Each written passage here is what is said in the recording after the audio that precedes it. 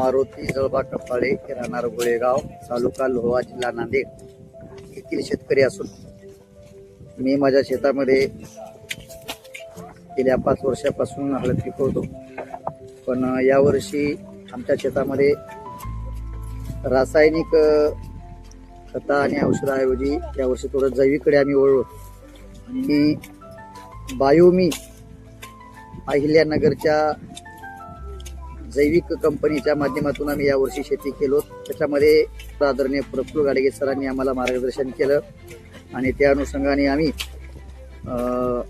आमच्या या हळदीच्या शेतीमध्ये सुरुवातीला आम्ही ट्रायकोडर्मा, कंट्रोलर, सुडोमोनस, पुन्हा ड्रिचिंग स्पेशल अशा अनेक जैविकच्या आम्ही या ठिकाणी ड्रिचिंग केल्या.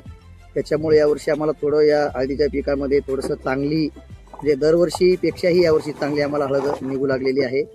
यात सर्व महाराष्ट्रातील शेतकऱ्यांना आवाहन करतो की आपणही जैविक शेतीच्या माध्यमातून आपण आपल्या देशासाठी, भारतासाठी, महाराष्ट्रासाठी आणि आपल्या सकल समाज बांधवांसाठी आज काळाची गरज आहे.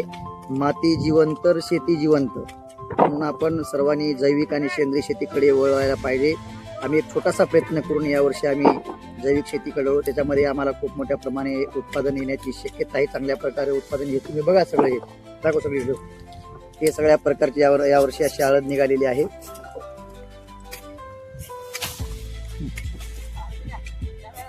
तर तुम्ही आपणही जैविक शेती बायोमी अहिल्यानगर कंपनीच्या माध्यमातून जे प्रोडक्ट तयार होतात ते सर्वांनी आपण वापरले पाहिजेत असं मी सर्वांना आवाहन करतो आणि मी येथेच थांबतो. जय हिंद, जय महाराष्ट्र. संशोधनातून समृद्धीकडे सोबत बायोमी म्हणजे खर्च कमी आणि उत्पन्नाची हमी.